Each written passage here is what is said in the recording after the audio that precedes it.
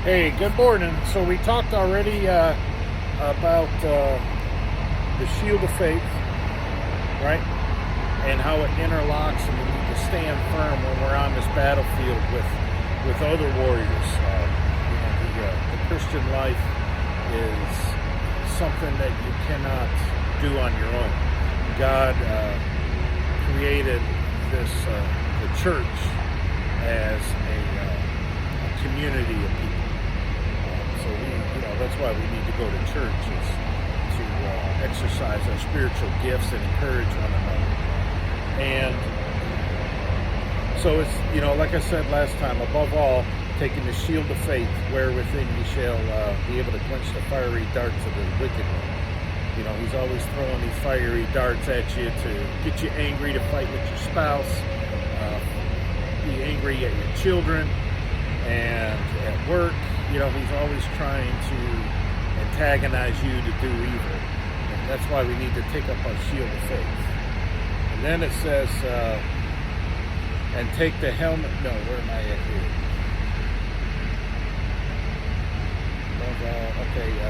And take the helmet of salvation and the sword of the Spirit, which is the Word of God. So the helmet of salvation guards our mind, because Satan's always throwing in thoughts in our mind to cause us to think of evil things, or bring up bad habits to get us to go back and relive things in our lives and try to tempt us to go back to bad habits. And so we need to put on that helmet of salvation every day to guard our mind.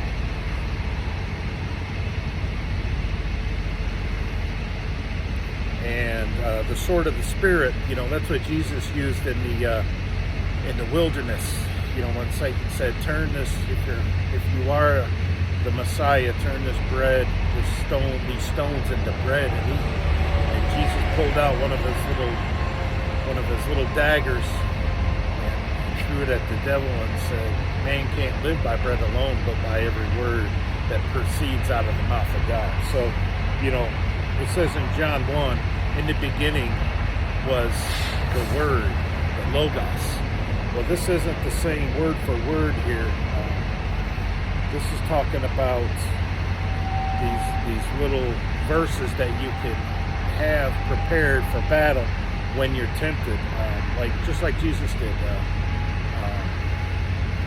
And we all, and Satan did it 3 times. So, the helmet of salvation and the sword of the Spirit. Also notice that the sword of the Spirit, when not in use, not in battle, hangs on the belt of truth. That's where the sword is sheathed, on the truth that you girded yourself in. So those two are connected. And praying, it